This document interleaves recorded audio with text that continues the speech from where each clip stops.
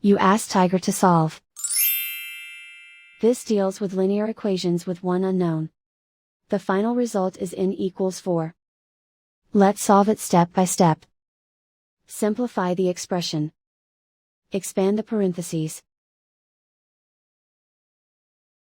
Simplify the arithmetic. Group like terms. Combine like terms. Group all constants on the right side of the equation. Add 20 to both sides. Simplify the arithmetic.